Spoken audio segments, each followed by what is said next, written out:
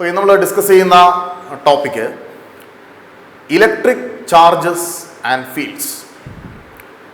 Electric charge എന്ന് പറയുമ്പോൾ നമുക്ക് ബേസിക്കലി രണ്ട് തരത്തിലുള്ള ചാർജസ് ആണുള്ളത്. ഒന്ന് പോസിറ്റീവ് ചാർജ്, മറ്റൊന്ന് നെഗറ്റീവ് ചാർജ്. നമ്മൾ സാധാരണ ഇലക്ട്രോൺസിനെയാണ് നെഗറ്റീവ് ചാർജ് എന്ന് പറയുന്നത്, പ്രോട്ടോൺസിനെയാണ് പോസിറ്റീവ് ചാർജ് എന്ന് പറയുന്നത്. പ്രോട്ടോൺസിൻ്റെയും ഇലക്ട്രോൺസിൻ്റെയും ചാർജിൻ്റെ ക്വാണ്ടിറ്റി, ചാർജിൻ്റെ മാഗ്നിറ്റ്യൂഡ് സെയിം ആണ്. നമുക്കറിയാം പ്രോട്ടോൺസിൻ്റെ ചാർജ് എന്ന് പറയുന്നത് 1.6 × 10⁻⁻⁹ കൂളം ആണ്. ഇലക്ട്രോണിന്റെ ചാർജും ഇത്രയും തന്നെയാണ്. Charge of proton 1.6 × 10⁻⁻⁹ coulomb. Charge of electron എന്ന് പറയുന്നതും ഇത്രയും തന്നെയാണ്, പക്ഷേ നെഗറ്റീവ് ചാർജാണ്. അതുകൊണ്ട് -1.6 × 10⁻⁻⁹ കൂളം.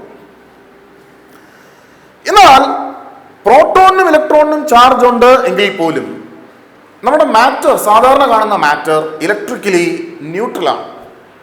നമുക്ക് ചാർജ്ഡ് സ്റ്റേറ്റിലുള്ള മാറ്റർ ഉണ്ട്, അയോൺസ് ആയിട്ട് എക്സിസ്റ്റ് ചെയ്യുന്ന പ്ലാസ്മ പോലുള്ള മാറ്റർ ഉണ്ട്. എങ്കിലും സാധാരണ നമ്മൾ കാണുന്ന മാറ്റർ ന്യൂട്രലാണ്. കാരണം സാധാരണ എല്ലാ മാറ്ററും ഉണ്ടാക്കിയിരിക്കുന്നത് ആറ്റംസ് ഉപയോഗിച്ചാണ്. ആറ്റംസിനകത്ത് ഈക്വൽ നമ്പർ ഓഫ് പ്രോട്ടോൺസും ഇലക്ട്രോൺസുമാണുള്ളത്. ഇപ്പോൾ ഹൈഡ്രജൻ ആറ്റം, ഒരു പ്രോട്ടോൺ ഒരു ഇലക്ട്രോൺ. ഓക്സിജൻ ആറ്റം, ഓക്സിജന്റെ ആറ്റോമിക് നമ്പർ 8 ആണ്. 8 പ്രോട്ടോൺസ് 8 ഇലക്ട്രോൺസ്. അപ്പോൾ എത്ര പ്രോട്ടോൺസ് ഉണ്ടോ അത്രയും ഇലക്ട്രോൺസും ഉണ്ട്. അതുകൊണ്ട് എല്ലാ ബോഡിയും ഇലക്ട്രിക്കലി ന്യൂട്രലാണ്.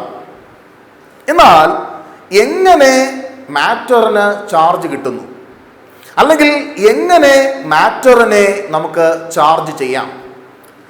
മാറ്ററിനെ ചാർജ് ചെയ്യുന്ന പ്രധാനപ്പെട്ട 3 മെത്തേഡ്സ് നമുക്കുണ്ട്.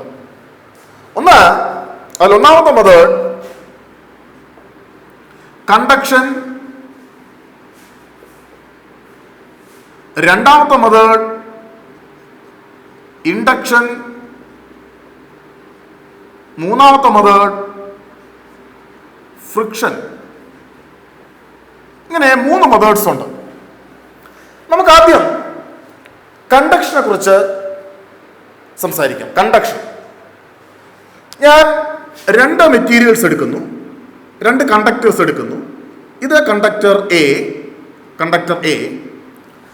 കണ്ടക്ടർ എ ഓൾറെഡി ചാർജ്ഡ് ആണ്. കണ്ടക്ടർ എക്ക് കുറച്ച് പോസിറ്റീവ് ചാർജ് ഉണ്ട് എന്ന് വിചാരിക്കുക. കണ്ടക്ടർ എ ഓൾറെഡി ചാർജ്ഡ് ആണ്.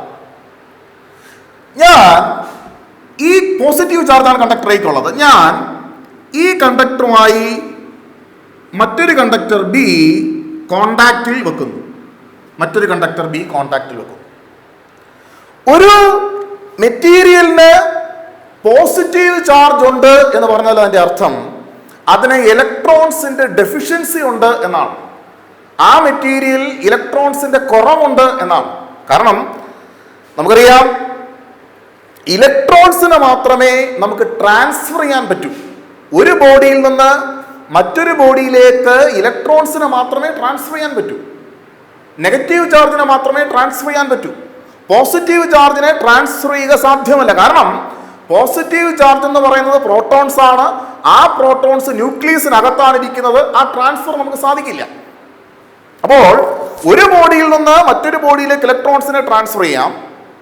അങ്ങനെ ട്രാൻസ്ഫർ ചെയ്യുമ്പോൾ ഈ 2 ബോഡീസ്, ഈ ബോഡിയിൽ നിന്ന് ഈ ബോഡിയിലേക്ക് ഇലക്ട്രോൺസ് ട്രാൻസ്ഫർ ചെയ്താൽ, ഈ ബോഡിക്ക് ഇലക്ട്രോൺ നഷ്ടപ്പെട്ടാൽ ഇതിന് പോസിറ്റീവ് ചാർജ് കിട്ടും, ഇതിന് നെഗറ്റീവ് ചാർജും കിട്ടും. അപ്പോൾ ഒരു ബോഡിക്ക് പോസിറ്റീവ് ചാർജ് ആണ് എന്ന് പറഞ്ഞാൽ അതിൻ്റെ അർത്ഥം ആ ബോഡിക്ക് ഇലക്ട്രോൺസിന്റെ കുറവുണ്ട്, അല്ലെങ്കിൽ ആ ബോഡിയിൽ നിന്ന് കുറച്ച് ഇലക്ട്രോൺസ് മറ്റേതോ ബോഡിയിലേക്ക് ട്രാൻസ്ഫർ ചെയ്യപ്പെട്ടു എന്നാണ്.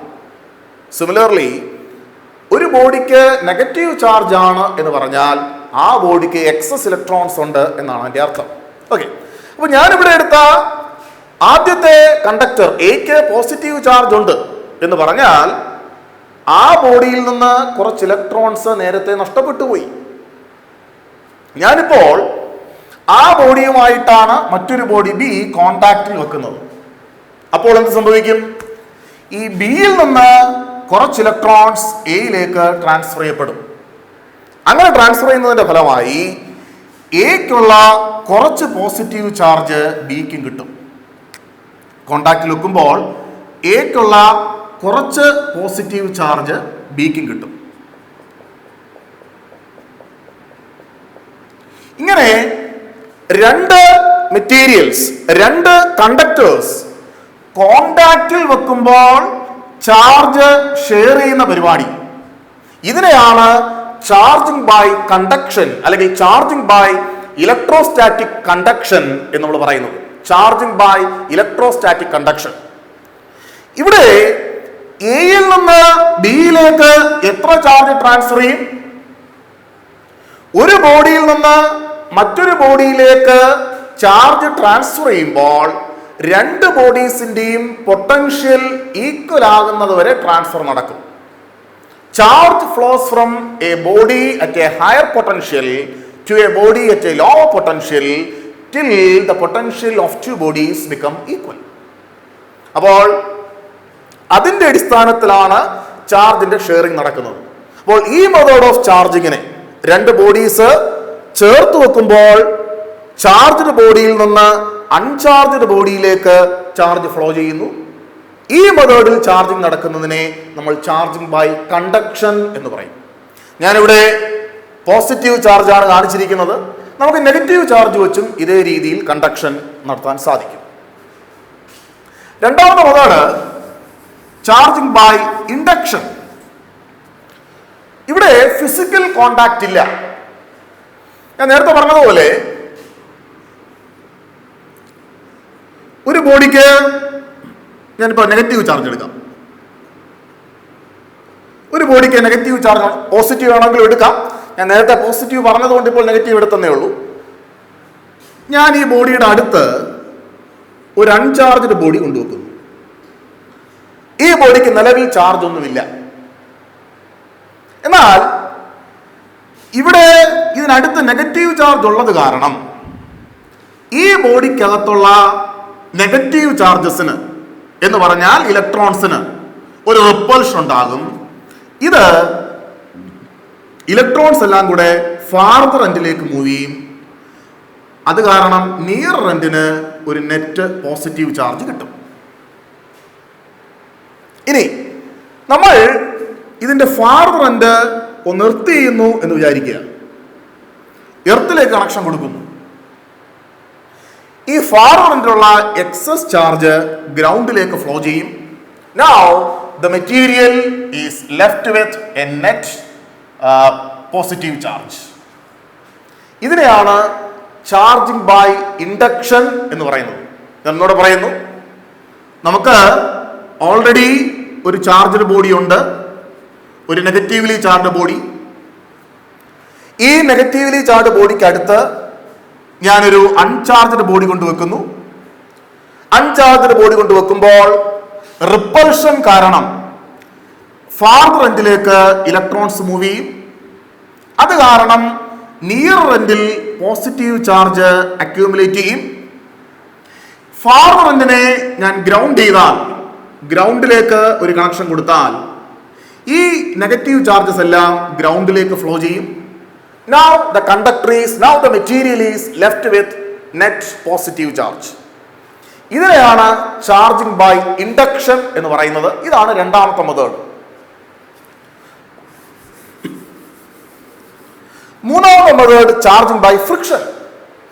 ആദ്യത്തെ രണ്ട് കേസിലും നമുക്ക് ഓൾറെഡി ഒരു ചാർജ്ഡ് ബോഡി ഉണ്ടായിരുന്നു. ചാർജിങ് ബൈ കണ്ടക്ഷന്റെ കേസിലും we had a charged body.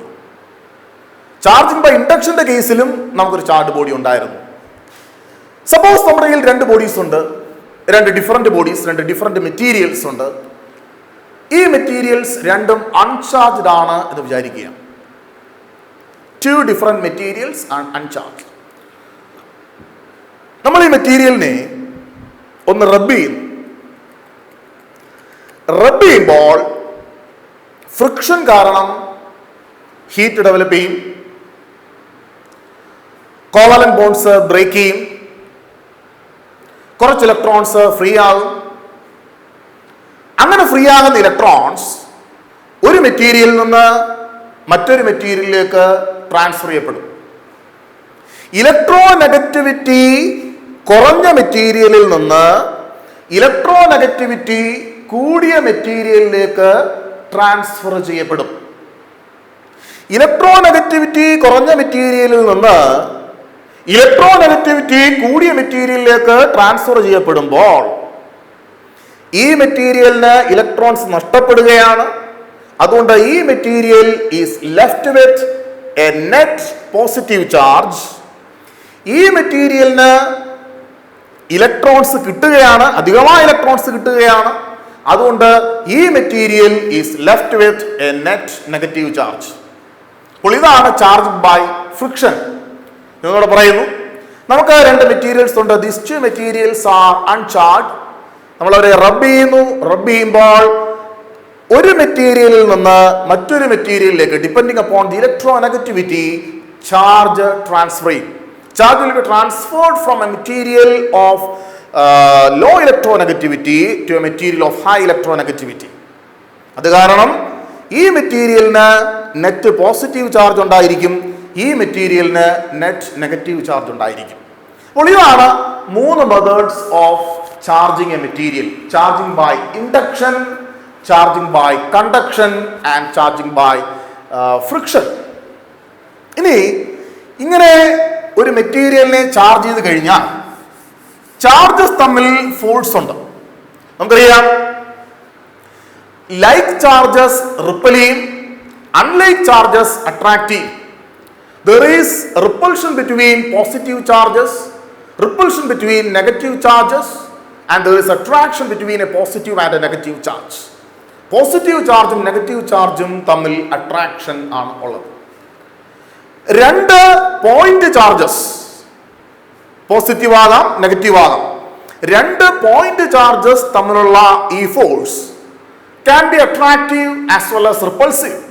ഈ രണ്ട് പോയിന്റ് ചാർജസ് തമ്മിലുള്ള ഫോഴ്സിനെ കുറിച്ച് നമുക്ക് എക്സ്പ്ലെയിൻ ചെയ്യാൻ സാധിക്കുന്നത് കൂളംസ് ലോയുടെ സഹായത്തോടു കൂടിയാണ്. അപ്പോൾ നമുക്ക് കൂളംസ് ലോ പഠിക്കാം.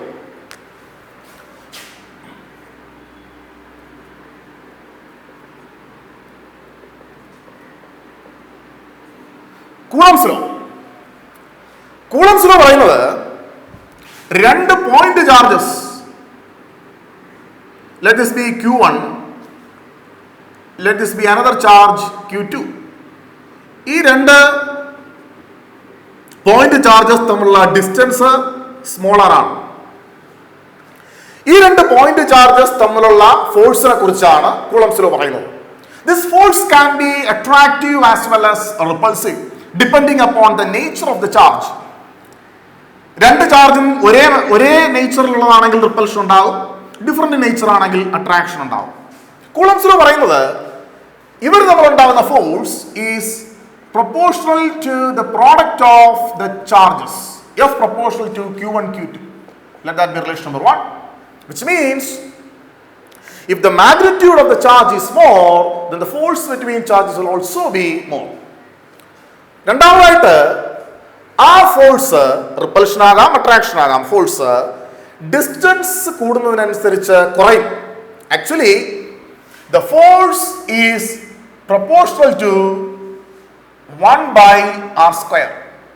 Force is inversely proportional to r². ഡിസ്റ്റൻസിന്റെ സ്ക്വയർ കൂടുന്നതിനനുസരിച്ച് ഫോഴ്സ് കുറയും. Let that be relation number 2. 1നെയും 2നെയും കൂടെ കമ്പൈൻ ചെയ്താൽ F proportional to Q1 Q2 divided by r². Proportionality sign മാറ്റുന്നതിന് കോൺസ്റ്റന്റ് കൊണ്ട് മൾട്ടിപ്ലൈ ചെയ്യുക. That is F is equal to K Q1 Q2 divided by r². That is relation number 3. What is K? നമുക്കിവിടെ K യുടെ value K is equal to 1/4πε0. Epsilon 0 അല്ലെങ്കിൽ epsilon naught എന്ന് പറയുന്നത് is a constant called permittivity of free space. Epsilon 0 അല്ലെങ്കിൽ epsilon not അതൊരു constant ആണ്. നമ്മളതിനെ permittivity of free space എന്ന് പറയും. എന്താണ് ഫ്രീ സ്പേസ്? ഫ്രീ സ്പേസ് എന്ന് പറഞ്ഞാൽ എന്താണ്? എയർ അല്ലെങ്കിൽ വാക്യൂം, അതിനെയാണ് നമ്മൾ ഫ്രീ സ്പേസ് എന്ന് പറയുന്നത്. ഫ്രീ സ്പേസ് എന്ന് പറഞ്ഞാൽ എയർ അല്ലെങ്കിൽ വാക്യൂം, അതിനെയാണ് നമ്മൾ ഫ്രീ സ്പേസ് എന്ന് പറയുന്നത്. എപ്സിലൺ സീറോയുടെ value epsilon zero is equal to 8.85 into 10 raised to minus 12 Coulomb square per Newton per meter square. അപ്പോൾ നമ്മുടെ ഈ രണ്ട് ചാർജസും ആയിരിക്കുന്നത് എയറിലാണ് അല്ലെങ്കിൽ വാക്വത്തിലാണ് എന്ന് പറഞ്ഞാൽ ഫ്രീ സ്പേസിലാണെങ്കിൽ നമ്മൾ ഉപയോഗിക്കുന്നത് എപ്സിലൺ സീറോയാണ്. ഞാനിവിടെ എപ്സിലൺ സീറോയ്ക്ക് പകരം 8.85 into 10 raised to minus 12 substitute ചെയ്താൽ 1/4 എപ്സിലൺ സീറോയുടെ വാല്യൂ 9 into 10 raised to 9 എന്ന് കിട്ടും. 9 into 10 raised to 9 newton metre square per coulomb square, newton metre square per coulomb square എന്ന് കിട്ടും. Let that be relation number 4. Relation 4 ഉപയോഗിച്ച് നമുക്ക് 3 എങ്ങനെ എഴുതാം? 3 becomes F is equal to 1/4 epsilon 0 Q1 Q2 divided by R square. ഇതാണ് Coulomb's ലോയുടെ mathematical form. 1/4 epsilon 0 Q1 Q2 by R square. എന്നാൽ force ഒരു വെക്റ്റർ ക്വാണ്ടിറ്റി ആണ്, അതുകൊണ്ട് vector F is equal to 1/4 epsilon 0 Q1 Q2 divided by R square into unit vector R cap. ഇങ്ങനെയും നമുക്ക് പറയാം. ഇനി 1/4 epsilon 0യുടെ വാല്യൂ ഇവിടെ സബ്സ്റ്റിറ്റ്യൂട്ട് ചെയ്താൽ നമുക്ക് എന്ത് കിട്ടും? F is equal to 9 into 10 raised to 9 Q1 Q2 divided by R square. This is also a form of Coulomb's law in free space. ഇനി ഫ്രീ സ്പേസ് അല്ല എങ്കിലോ? സപ്പോസ് നമ്മുടെ ഈ രണ്ട് ചാർജുകൾ ആയിരിക്കുന്നത് ഏതെങ്കിലും ഒരു മീഡിയത്തിലാണ്. രണ്ട് ചാർജും വെള്ളത്തിൽ കിടക്കുന്നു, അല്ലെങ്കിൽ രണ്ട് ചാർജും ഓയിലിലാണ്, അല്ലെങ്കിൽ രണ്ട് ചാർജും ഗ്ലാസിൽ ഫിക്സ് ചെയ്തിരിക്കുകയാണ്, ഗ്ലാസിനകത്ത് ഗ്ലാസ് ലാബിനുള്ളിൽ ഫിക്സ് ചെയ്തിരിക്കുകയാണ്. അങ്ങനെയുള്ള സാഹചര്യത്തിൽ നമുക്ക് എപ്സിലൺ സീറോ ഇവിടെ ഉപയോഗിക്കാൻ പറ്റില്ല. അപ്പോൾ ഈ ഇക്വേഷന് ചെറിയൊരു മോഡിഫിക്കേഷൻ ഉണ്ടാകും. F is equal to 1/4 epsilon Q1 Q2 divided by R square. 1/4 epsilon Q1 Q2 divided by R square. Epsilon is the permittivity of the medium. ഏത് മീഡിയത്തിലാണോ നമ്മുടെ രണ്ട് ചാർജസ് ആയിരിക്കുന്നത് ആ മീഡിയത്തിന്റെ പെർമിറ്റിവിറ്റിക്കാണ് എപ്സിലൺ എന്ന് പറയുന്നത്. ഇവിടെ നമ്മൾ എപ്സിലൺ സീറോ ഉപയോഗിച്ചു, കാരണം ചാർജസ് ഫ്രീ സ്പേസിലായിരുന്നു. സപ്പോസ് നമ്മുടെ ചാർജ് വെള്ളത്തിലാണെങ്കിൽ 1/4 epsilon Q1 Q2 by R square ഉപയോഗിക്കും. And epsilon is the permittivity of water. നമ്മുടെ രണ്ട് ചാർജസിനെയും നമ്മളൊരു ഗ്ലാസ് മീഡിയത്തിൽ ഫിക്സ് ചെയ്തിരിക്കുകയാണെങ്കിൽ epsilon will be the permittivity of that medium. Epsilon will be the permittivity of glass. അപ്പോൾ medium change ചെയ്യുന്നതിനനുസരിച്ച് permittivity change ചെയ്യും, അതിനനുസരിച്ച് കൂളംസ് ലോ മോഡിഫൈ. നമ്മൾ ഇവിടെ മനസ്സിലാക്കേണ്ട മറ്റൊരു കാര്യം, നമുക്ക് there is a relation connecting permittivity of a medium and permittivity of free space. ഒരു മീഡിയത്തിന്റെ പെർമിറ്റിവിറ്റിയും ഫ്രീ സ്പേസിന്റെ പെർമിറ്റിവിറ്റിയും തമ്മിലുള്ള റേഷ്യോയ്ക്ക് നമ്മൾ റിലേറ്റീവ് പെർമിറ്റിവിറ്റി എന്ന് പറയും, epsilon R. So epsilon R is called relative permittivity, which is the ratio of permittivity of free space to permittivity permittivity of the medium to permittivity of free space, or epsilon is equal to epsilon 0 epsilon r. Remember, epsilon is the permittivity of the medium.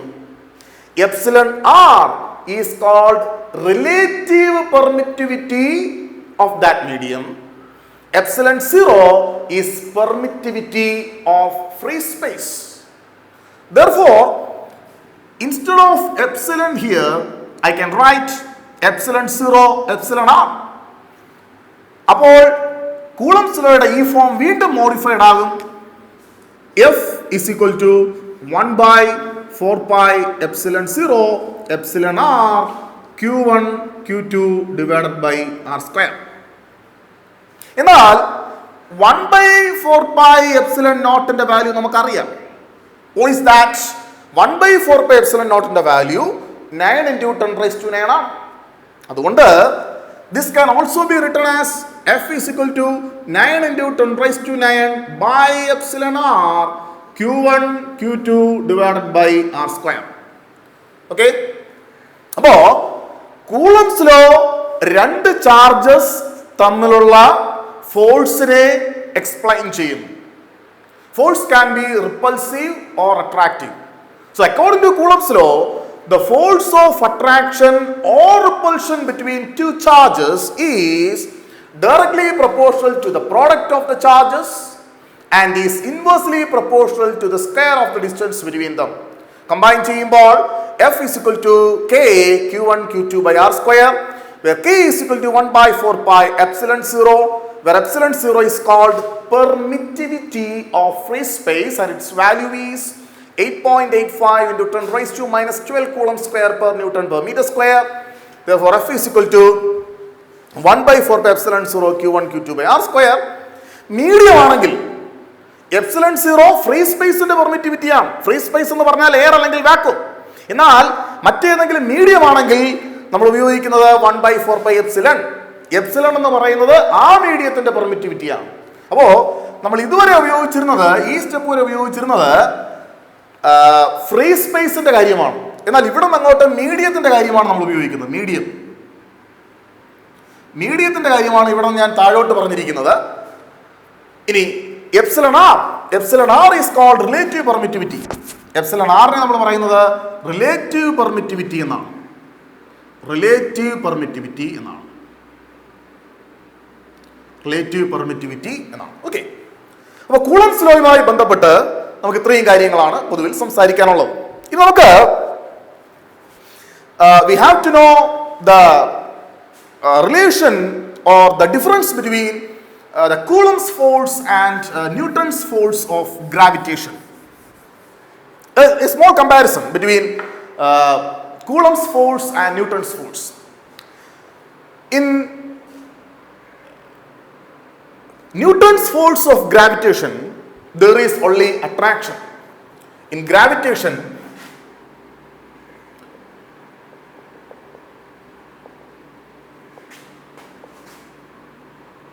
gravitational force, Coulomb's force അല്ലെങ്കിൽ electrostatic force, Coulomb's force or electrostatic force. Gravitational force is always attractive,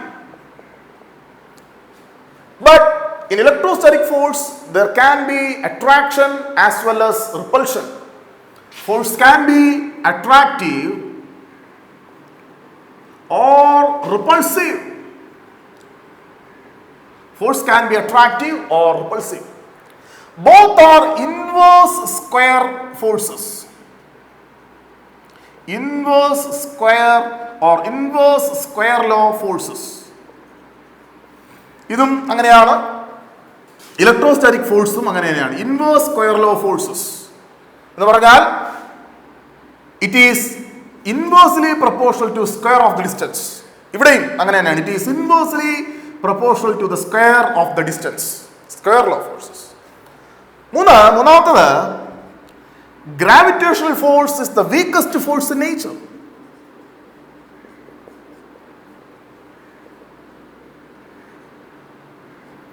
Gravitational force is the weakest force in nature. നേച്ചറിൽ ഏറ്റവും ശക്തി കുറഞ്ഞ force gravitational force ആണ്. Electrostatic force is approximately 10 raised to 38 times greater than gravitation, approximately 10 raised to 38 times greater than gravitational force. The range actually varies between 10 raised to 35 to 10 raised to 40. But I take an average value, 10 raised to 38 times greater than gravitational force. Okay. Mass and charge.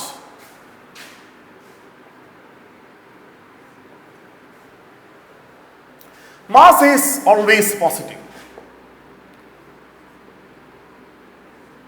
Always positive. നമുക്കറിയാം mass എപ്പോഴും പോസിറ്റീവാണ്.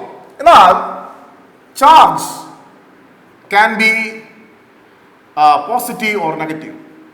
Can be positive or negative. Can be positive or negative. രണ്ടാമതായിട്ട് ഞാൻ നേരത്തെ പറഞ്ഞതാണ്, force between two masses is always attractive. Force between two masses is always attractive. Whereas the force between two charges can be attractive or repulsive.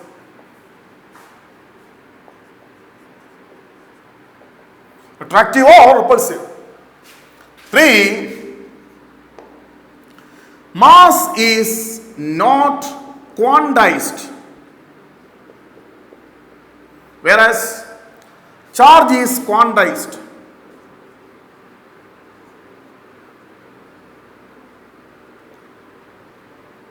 Charge is quantized.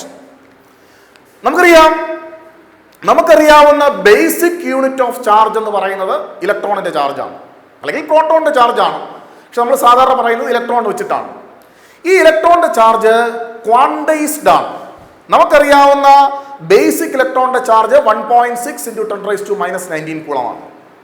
Charge എപ്പോഴും ഇതിന്റെ multiple ആയിട്ട് മാത്രമേ exist ചെയ്യൂ. എന്ന് പറഞ്ഞാൽ ഒന്നുകിൽ ഒരു electron, അല്ലെങ്കിൽ 2 ഇലക്ട്രോൺ, അല്ലെങ്കിൽ 3 ഇലക്ട്രോൺ, അങ്ങനെ മാത്രമേ ചാർജ് എക്സിസ്റ്റ് ചെയ്യൂ. നമുക്ക് 1.5 electron, 1.25 electron, 1.25 electron, 1.9 electron, 2.3 electron, അങ്ങനെ ഒരു ചാർജ് സാധ്യമല്ല. Charge is quantised. ചാർജ് എപ്പോഴും ക്വാണ്ടൈസ്ഡ് ആണ്. ചാർജ് ബേസിക് യൂണിറ്റിന്റെ ഇന്റഗ്രൽ മൾട്ടിപ്പിൾ ആയിട്ട് മാത്രമേ എക്സിസ്റ്റ് ചെയ്യൂ. എന്ന് പറഞ്ഞാൽ നമുക്ക് ചാർജ്, ഇപ്പൊ ഇലക്ട്രോണിന്റെ ചാർജ് 1.6 × 10⁻⁻19 കൂളമാണ്. നമുക്കൊന്നുകിൽ 1.6 × 10⁻⁻19 കൂളം എന്ന് പറയാം, അല്ലെങ്കിൽ 2 × 1.6 × 10⁻⁻19 കൂളം എന്ന് പറയാം, അല്ലെങ്കിൽ 3 × 1.6 × 10⁻⁻19 കൂളം എന്ന് പറയാം. 1.5, 1.25 അങ്ങനെ ഒരു സാധനം ചാർജിൽ സാധ്യമല്ല. പക്ഷെ മാസിൽ അങ്ങനല്ല. മാസിന്റെ യൂണിറ്റ് SI യൂണിറ്റ് കിലോഗ്രാം ആണ്. നമുക്ക് 1 കിലോഗ്രാം സാധ്യമാണ്, 1.5 kilogram, 1.25 kilogram. We can cut a mass into however smaller pieces we need according to the technical feasibility, according to the precision of the instrument. നമുക്ക് എത്ര വേണമെങ്കിലും ചെയ്യാം. അപ്പോൾ മാസ് ക്വാണ്ടൈസ്ഡ് അല്ല, charge quantised ആണ്. നാലാമതായിട്ട്, mass is not conserved, whereas charge is conserved.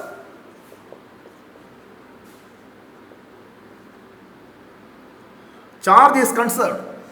ചാർജിനെ നമുക്ക് ക്രിയേറ്റ് ചെയ്യാൻ സാധ്യമല്ല, ചാർജിനെ നശിപ്പിക്കാൻ സാധ്യമല്ല. Charge can only be transferred from one body to another. Charge cannot be destroyed. But mass can be destroyed. Mass can be destroyed by converting it into energy. According to Einstein's relation, mass and energy are interconvertible. According to Einstein's relation, E is equal to mc², mass and energy are interconvertible. Mass can be converted into energy, and energy can be converted into mass, whereas charge cannot be converted from one form to another, but charge can only be transferred from one body to another. Moreover, mass changes with velocity. According to Einstein's relation, mass is given by m0 divided by square root of 1 minus v square by c square. Mass changes with velocity. Speed കൂടുന്നതിനനുസരിച്ച് മാസിന് change ഉണ്ടാവും.